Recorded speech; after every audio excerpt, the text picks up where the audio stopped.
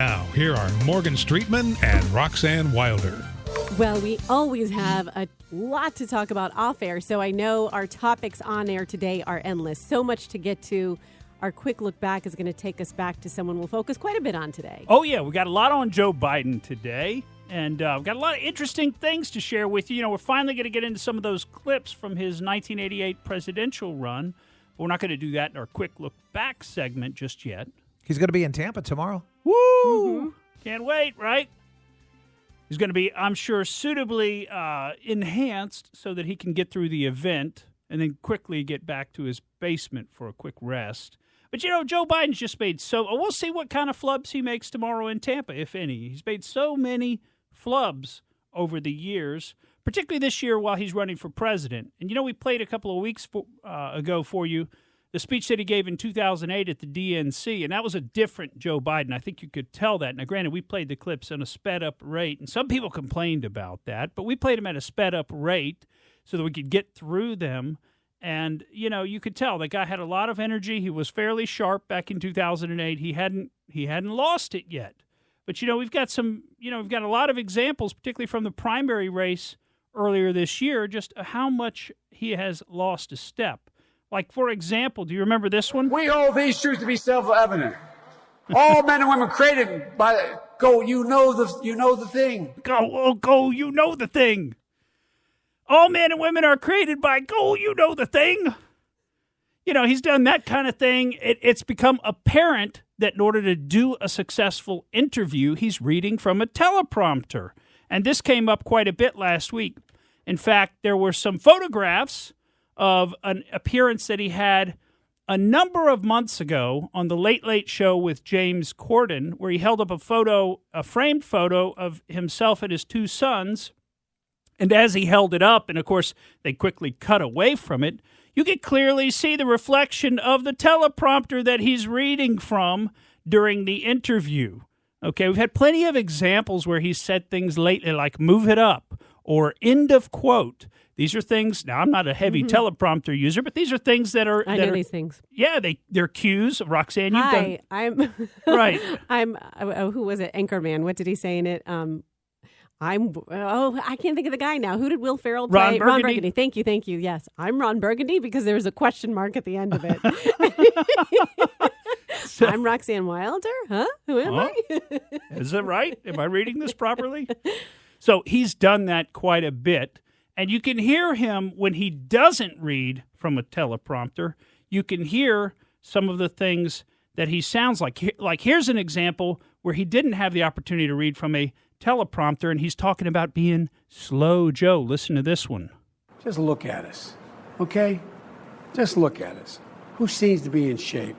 Who's able to move around? This idea of, slow Joe. I shouldn't laugh about it because, Donald Trump, just look at us both, watch us, and determine whether or not you think I'm misleading anyone, not you personally, but the public. Look at me, judge me based on, I know what. That was Jake Tapper looking on approvingly there. And whenever you hear Kamala, when she has a tough question she has to answer, I notice she resorts to a lot of laughter. I like laughter. I laugh a lot, but when you're using it as a tool to answer a question, you have to distrust it when it happens frequently. It was a debate. It was a debate. Okay, but let's talk about Biden. And, you remember the pattern here. You notice how he does that a lot in the middle of his sentence?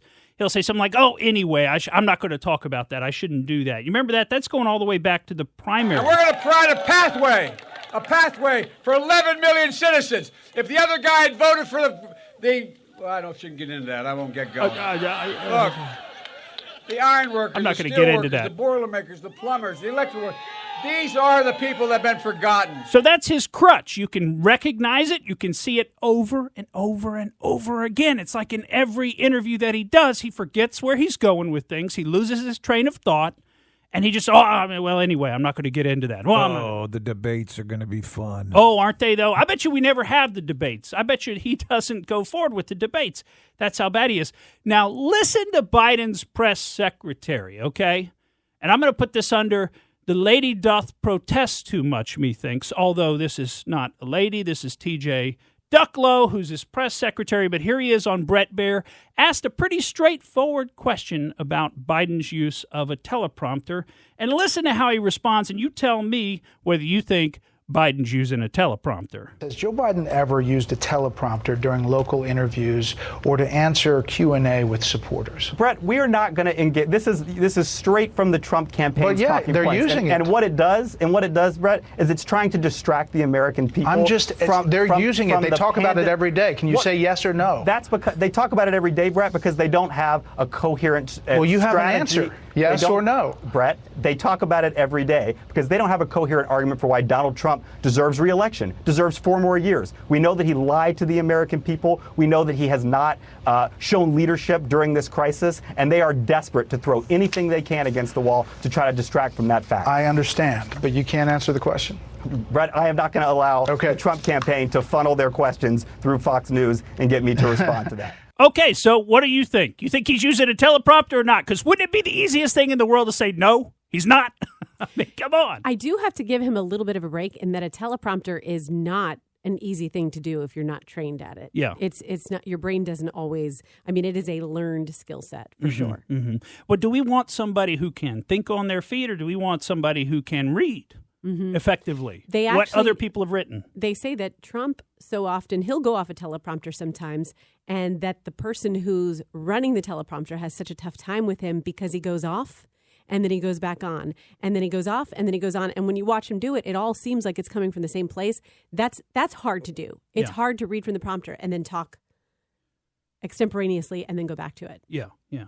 Well, another crutch that Joe Biden uses, right, is come on, man. How many times have we heard that during the campaign? Here's a little compilation somebody on the internet put together, and then we got something really funny for you, at least in my opinion. But here's a little compilation of Joe Biden saying, come on, man. Come on, man. What are we talking about? Come on, man. Come on, man. Come on, man. Come on, man. Come on, man. Come on, man. Come on, man.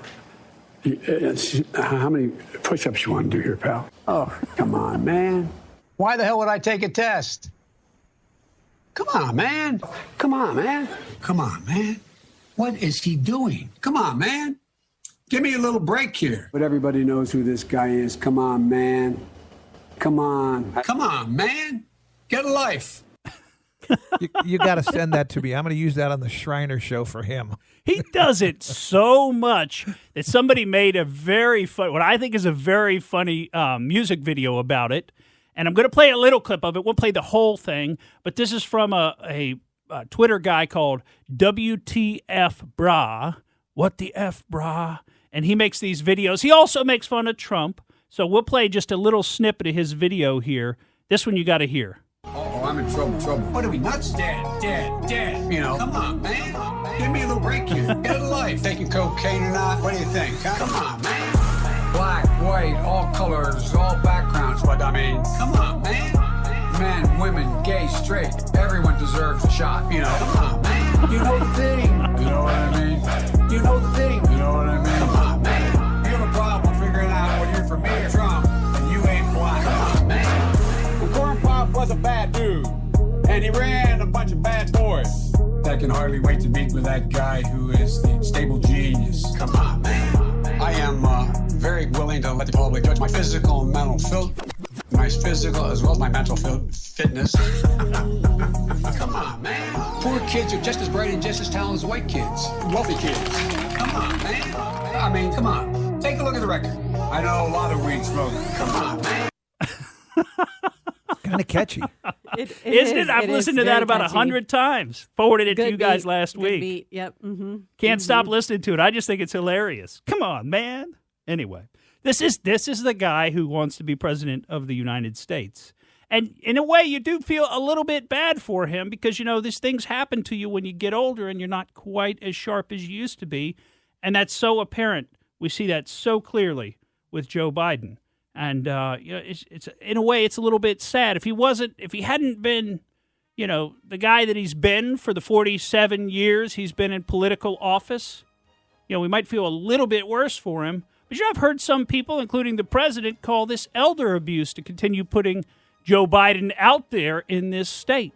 So I guess we'll see what he does tomorrow in Tampa and how many flubs he makes there. Got a couple of local interest stories for you, and we're going to have to get moving here because we've got a lot to cover. We are going to get to the 1988 presidential run. But one of the local interest stories we've got here, if you've been outside or looked outside today, you could see the effects of Tropical Storm Sally. Pat, you've got it up on the Earth Cam for us, and that's headed for the Florida Panhandle right now. But we're feeling the effects here in the Bay Area yesterday and today. It's been dreary and pretty much nonstop rain blowing through, and you can even see the bands blowing through. We got one more local interest story for you when we come back on the Morgan Streetman Show.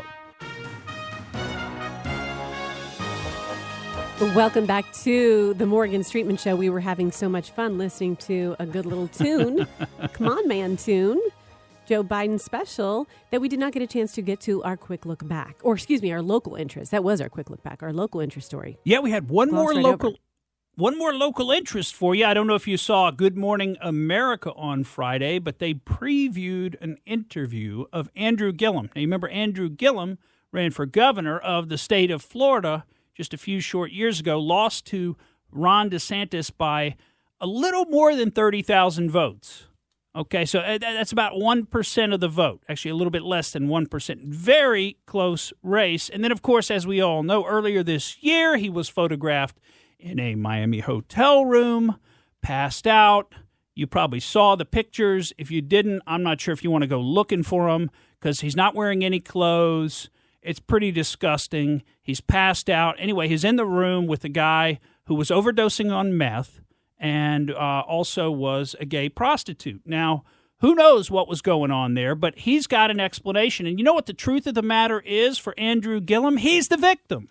He's the victim. And, of course, in our society, there's nothing that's on a higher plane than being a victim. But that's Andrew Gillum for you. Now, let's hear his explanation to Tamron Hall. And this entire interview has not aired yet. It's supposed to be airing sometime this week, supposedly. So this was just a little preview that was on Good Morning America Friday of last week. What do you want people to know about the purpose, your intention when you went to that room? I would say the reason why I went to that room is probably no different than how anybody might communicate with someone that they are in a friendship, relationship, whatever, with.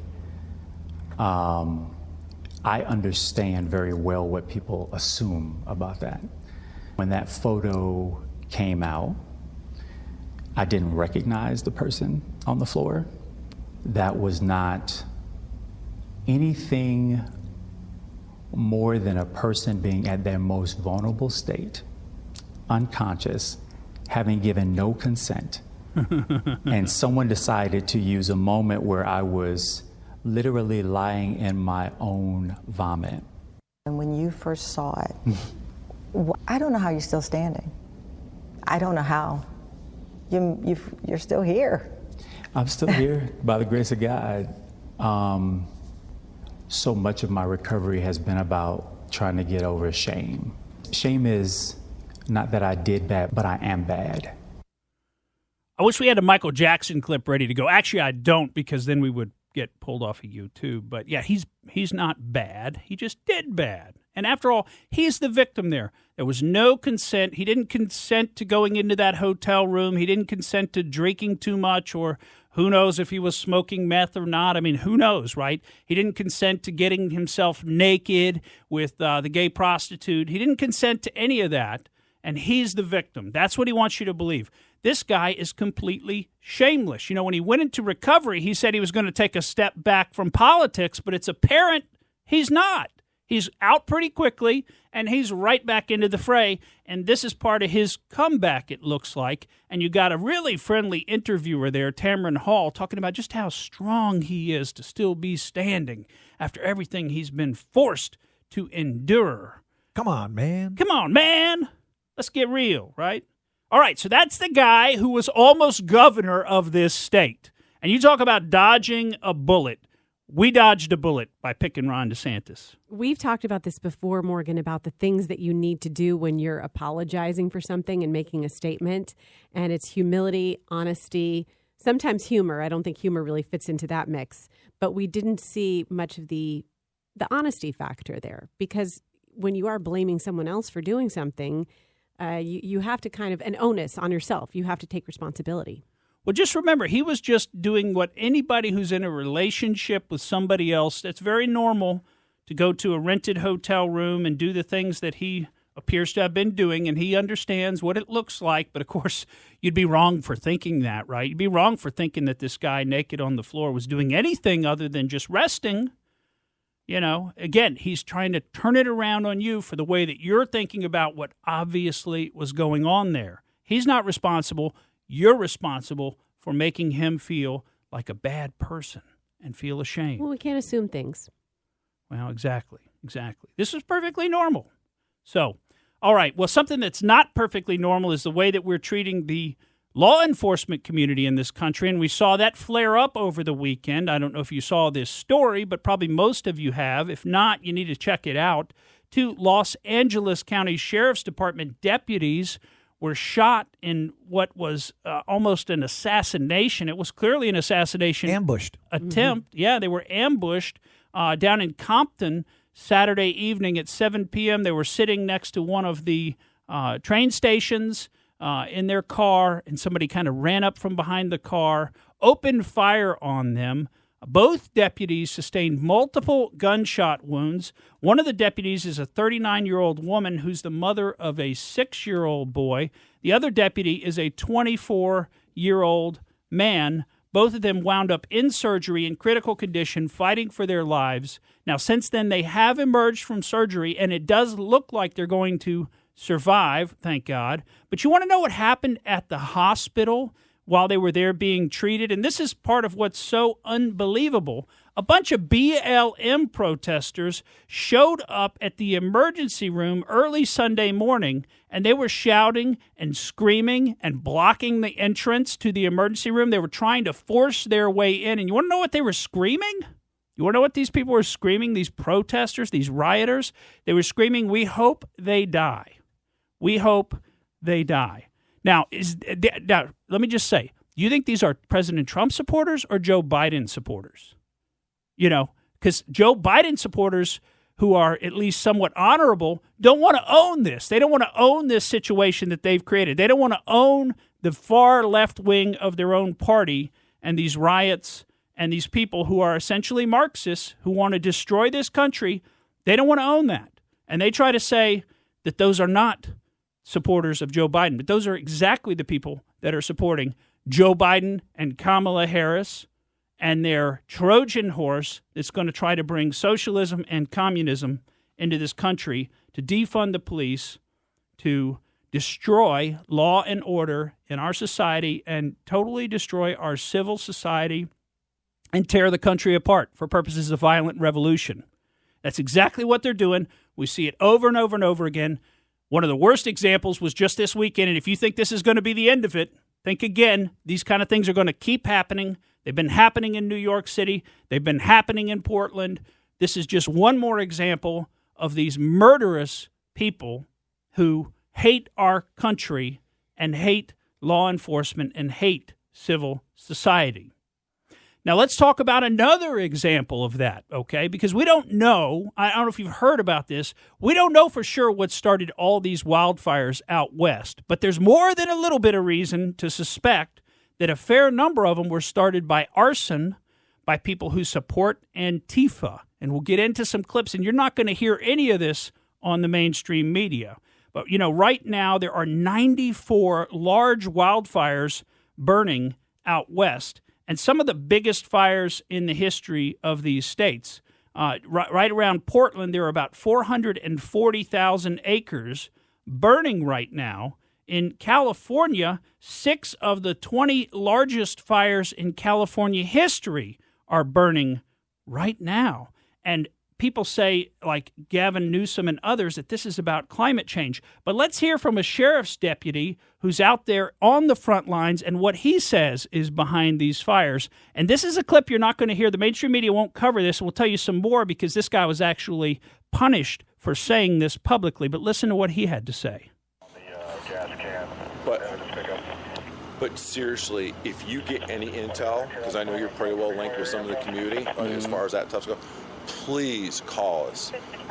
This is important because and I'm gonna say this, Antifa mother, okay, right, are out causing hell, right. And there's a lot of lives at stake, and there's a lot of people's property at stake because these guys got some vendetta. Right. All right. So, what they don't realize is they come out here, they do stuff out here, right? And then when stuff happens downtown, more people are like, well, hey, they came out to our place and burned our place down. I'm going to go downtown. Right. And you know what? That guy was put on administrative leave for saying that on that video because they are not allowed to talk about what's really going on. And it's like the quote, but it's not really a quote. It's more of a restatement of the theme from the book 1984 that you see over and over again. It says, in a time of universal deceit, telling the truth becomes a revolutionary act. And that's what we've got. And we've got a little bit more where that comes from because that sheriff's deputy was in Clackamas County, Oregon, which is just southeast of the city of Portland. And, well, you want to know what? The Board of County Commissioners, and this actually happened before that deputy gave that little interview, the Board of County Commissioners was dealing with this exact scenario, and they were told that this was Antifa set fires, that there's evidence to believe that these people are setting the fires. So this is the next step in the violent revolution to burn it all down. We got more on that.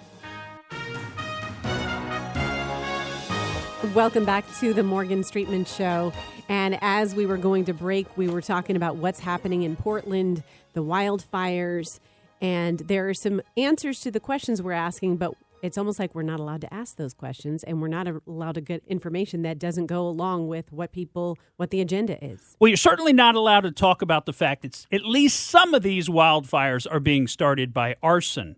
And you know, there have been already 4 people arrested in the western states for arson starting these fires. There have been 2 in Washington, 1 in Oregon, and another in California. And one of the guys who was arrested in Oregon actually participated in starting what's now known as the Alameda Fire, which has destroyed at least 700 homes and resulted in at least 2 fatalities. Now, over 30 people, I think the last count I saw was 33, over 30 people have been killed so far in these fires out west. And in Oregon, they're suggesting that as many as 500,000, and that must be a little bit of a high number, but 500,000 people are currently in jeopardy of losing their lives or their homes due to these fires. So people are clearly committing arson. They're being arrested for it. There's some video that we've seen of it. And meanwhile, we've got Gavin Newsom telling us it has absolutely everything to do with climate change and nothing to do with anything else. We have Nancy Pelosi on Friday of last week on MSNBC. Now, this is coming from Nancy Pelosi. I thought the Democrats were the party of science, right? But here's what Nancy Pelosi had to say. Mother Earth is angry.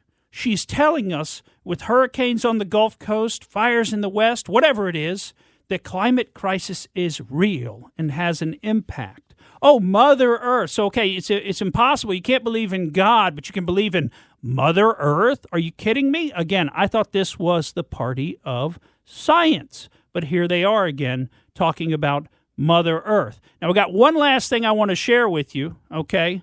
And that is the Clackamas County Board of County Commissioners meeting. And I've had to cut this down somewhat, but this occurred on September 10th.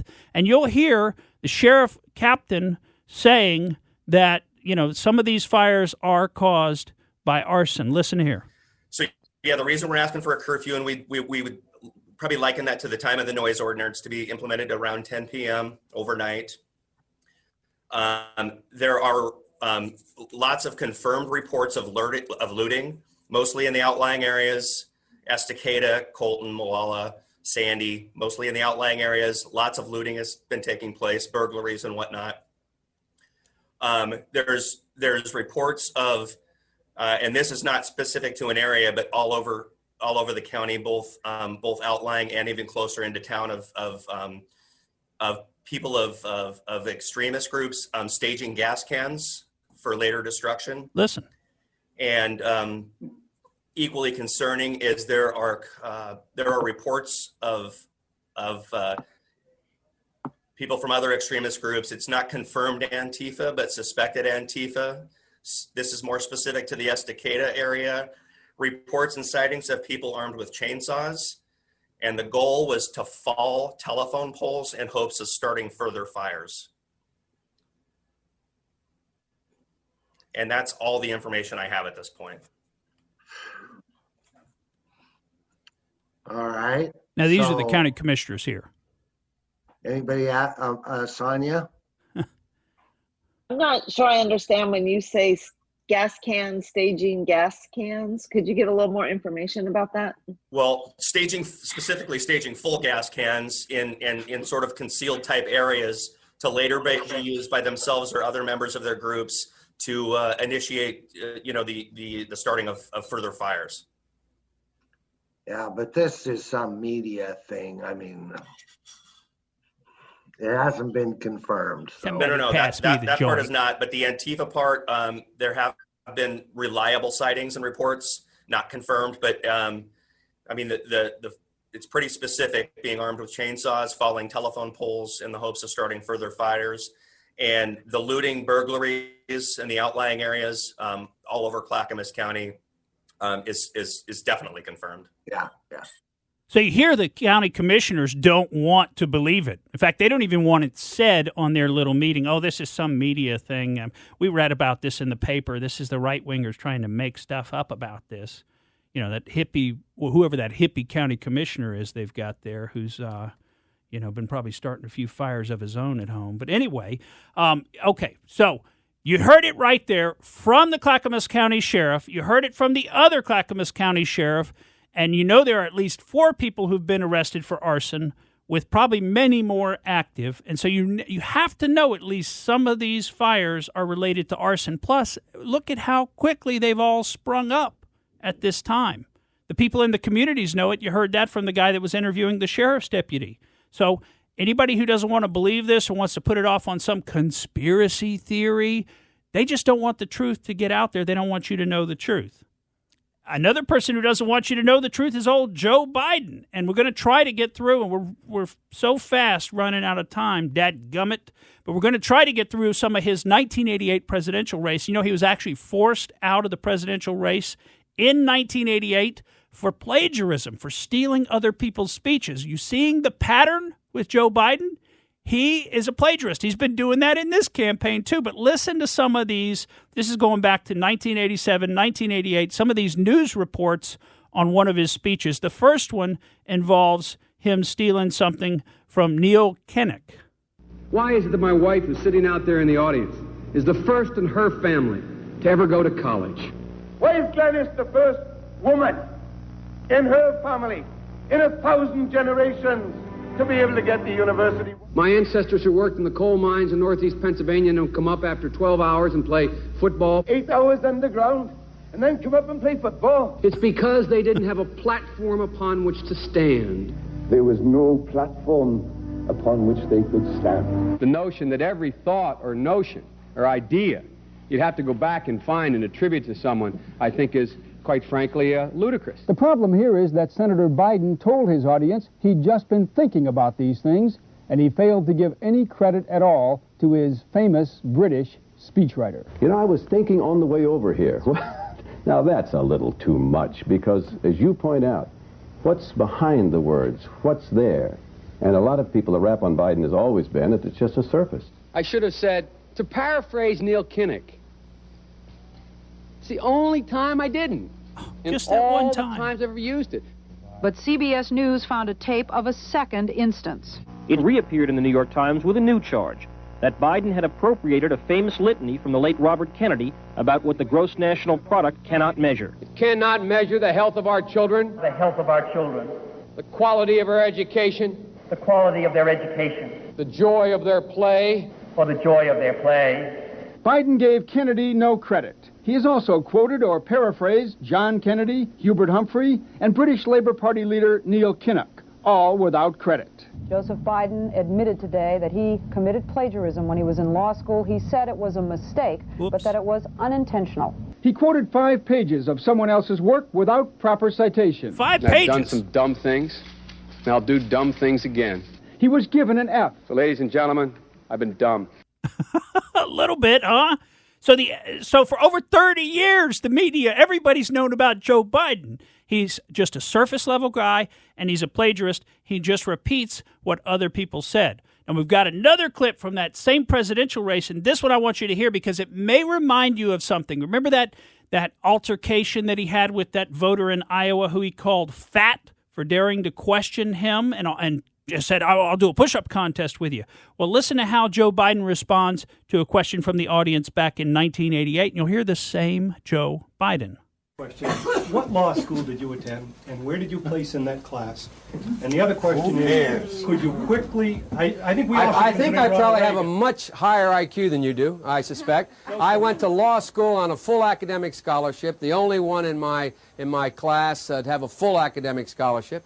In the first year in law school, I decided I didn't want to be in law school and ended up in the bottom two-thirds of my class, and then decided I wanted to stay, went back to law school, and in fact ended up in the top half of my class. I won the International Moot Court competition. I was the outstanding student in the political science department at the end of my year. I graduated with 3 degrees from undergraduate school and 165 credits, only need 123 credits, and I'd be delighted to sit down and compare my IQ to yours if you'd like, Frank. If I can say one thing, I think just in my own, I'm not questioning your IQ at all.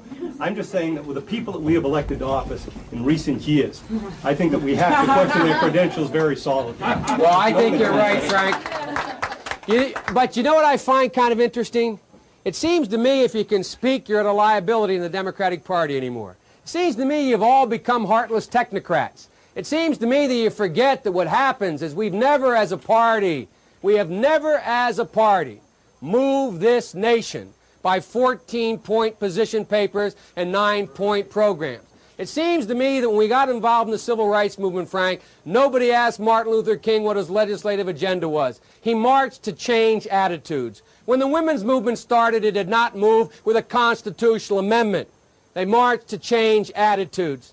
And this party better understand full well that it's about time we change our attitude and we begin to change the attitudes of Americans about what their responsibilities are to the poor, about what their responsibilities are to other people, and about what our responsibility in the world is. And that requires changing attitudes. But Frank, I promise you, you'll see my 15-point plans and 19-point position papers, and you'll be able to make a judgment when Gary Hart and I stand there. Who knows more about foreign policy, Gary or me? And when you see that Dick Gebhardt and I stand there, you'll be able to make a judgment whether Dick Gebhardt or I know more about economic policy. But ultimately, Frank, this country needs a leader, and leaders change attitudes about people. And it's the ironic twist that in the wake of Ronald Reagan, that the only one thing he knew how to do was the one thing that is now being the currency of which is in fact being devalued so much. But are you noticing some patterns in Joe Biden's history? Well, before we run out of time here in this segment, we got to hear what the media had to say about his schooling, because you'll love this. Senator Joseph Biden may have more explaining to do. The new questions stem from taped remarks of Biden during an April campaign appearance in New Hampshire. I went to law school on a full academic scholarship, the only one in my class to have a full academic scholarship. Went back to law school and in fact ended up in the top half of my class. I was the outstanding student in the political science department at the end of my year. I graduated with 3 degrees from undergraduate school and 165 credits, only needed 123 credits. Biden now concedes he did not graduate in the top half of his law school class, that he does not have 3 degrees from college, and that he was not named outstanding political science student in college. Newsweek says Biden actually went to school on a half scholarship, ended up near the bottom of his class, and won only 1 degree, not 3. Wow. Oh, such a Pinocchio. What about the moot court? What about the whoppers? Yeah, maybe the moot court part was true, right? I mean, you got to have a little grain of truth in all those lies. But you see the pattern with Joe Biden?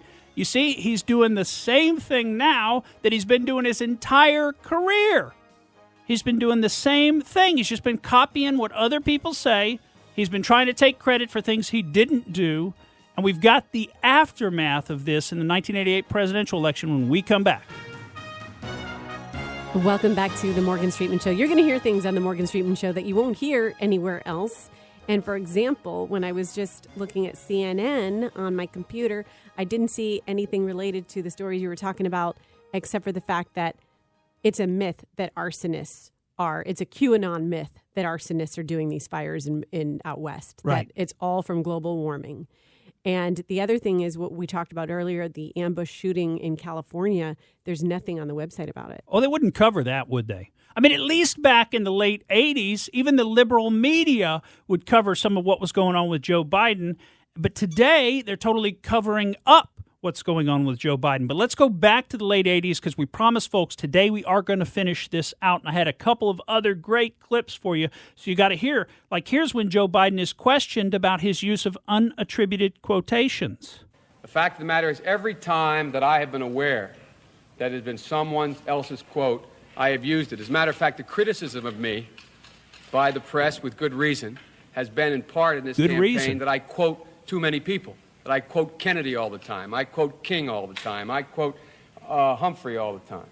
So what I'm saying to you is that if and when I've ever quoted anyone without saying this is their quote, it's either because, as I say in some speeches, listen, can you hear the voices? Let the word go forth. I don't quote anybody. Everybody knows that. When I haven't attributed, it's either because, in fact, it's been clearly known by everyone what it is, or I honestly did not know I was quoting somebody else. Oh, sure, I'll buy that for $1. Now, here's when he's asked about what effect those allegations will have on his candidacy. I don't think it will have any effect. None. But I don't know. You all will make the judgment about that. It'll all depend on how you write it. I don't mean that. I'm not being smart. It'll all depend on the American people looking at me. They're going to look at me and say, is Joe Biden being honest with me? Or is Joe Biden not being honest with me? I'm being honest. It's all about how the media writes it, right? And here's what the media said back then when they were at least a little more honest than they are today. If they're going to do things that are stupid as well as immoral, then they're probably too dumb to have the job of president. Voters are going to have to decide whether he was dishonest or dumb. That's right. Now, listen. Now, after all of this, first Biden throws up the smoke screen. I didn't know. I didn't do it intentionally, et cetera, et cetera. Now that he's caught red-handed, listen to what he has to say. He admits it. A third charge leveled against Biden alleged that as a first-year law student at Syracuse University, he plagiarized a law review article in a legal brief prepared for class. I took the cases out of the law review article and the footnotes out of the law review article, and I thought what I was doing honestly was the right way to do it, and the representation about what the case said from the law review article. And then at the end of the law review article, when they set out and said, this is what all this means, I wrote that in my paper, what the conclusion of the law review article, and I footnoted it. Now, folks, the footnote, I'm footnoting a law review article in a 15-page paper where I use 5 pages of the 15 pages out of the law review, which refer to the cases. And then as the conclusion comes up, I cite the conclusion, footnote 21, law review article, what page it occurs at the end of this citation. I was wrong. But I was not malevolent in any way. Okay, he was wrong, but not malevolent. Malevolent or malevolent? Anyway. Maleficent. Maleficent. He was wrong, but not maleficent. But that was back when the media held him somewhat accountable. And what was the final fallout from that? Finally, he had a little bit of shame, unlike anybody today in politics, and he dropped out of the race. Now listen to him here. He's going to admit again to he's made mistakes. This afternoon, the familiar end to the drama as Biden pulled out of the presidential race. I made some mistakes.